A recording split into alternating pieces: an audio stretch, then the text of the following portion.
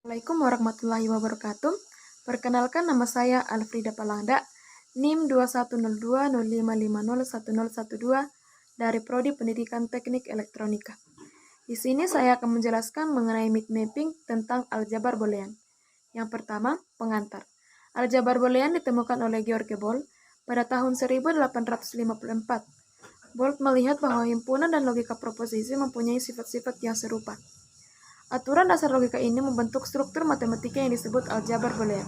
Yang kedua, pengertian aljabar boolean. Aljabar boolean adalah aljabar yang berhubungan dengan variabel biner dan operasi logika, di mana aljabar boolean adalah sistem matematika yang terbentuk dari 3 operator logika, berupa negasi, logika AND, dan OR. Selain simbol logika 0 dan 1 yang digunakan untuk mempresentasikan input atau output digital, kita juga dapat menggunakannya sebagai konstanta pada rangkaian terbuka dan rangkaian tertutup secara permanen. Yang ketiga, hukum-hukum aljabar boolean. Hukum-hukum aljabar boolean terdapat 11. Yang pertama, hukum De Morgan, hukum identitas, hukum komplement, hukum komutatif, hukum involusi, hukum distributif, hukum 0/1, hukum idempoten, hukum dominansi, hukum penyerapan, dan yang terakhir, hukum asosiatif. Yang keempat, fungsi boolean. Fungsi boolean adalah ekspresi yang dibentuk dari variabel atau PU boolean melalui operasi penjumlahan, perkalian, atau komplemen untuk menyatakan keluaran yang diinginkan. Sedangkan tabel kebenaran adalah tabel yang menunjukkan respon atau pengeluaran dari fungsi boolean terhadap semua kombinasi masukan yang dimungkinkan. Yang kelima, ekspresi aljabar. Ekspresi aljabar terdapat 5. Yang pertama, bentuk kanonik. Kedua, konversi antar bentuk kanonik, bentuk baku, metode peta Karnaug atau Kemak, penyederhanaan fungsi boolean. Logika.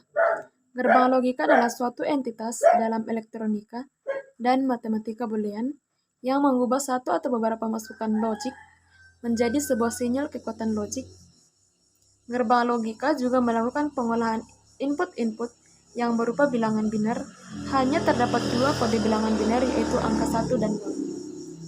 Jenis-jenis gerbang logika. Yang pertama, gerbang AND, gerbang OR, gerbang NOT, gerbang XNOR, gerbang NAND, gerbang XOR, dan gerbang NOR. Yang ketujuh, sirkuit logika sekuensial. Sirkuit logika sekuensial adalah digunakan untuk membuat status berhinggap blok dasar di sirkuit digital. Yang kedelapan, sirkuit logika kombinasi atau logika waktu. Independen jenis kecerdikan digital yang diimplementasikan oleh sirkuit boolean. Output ialah fungsi murni dari input. Yang kesembilan, prioritas operasi aljabar.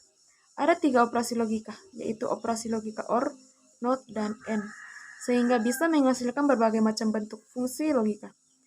Untuk memudahkan dalam pengoperasiannya, memang harus digunakan tanda kurung untuk memberikan prioritas.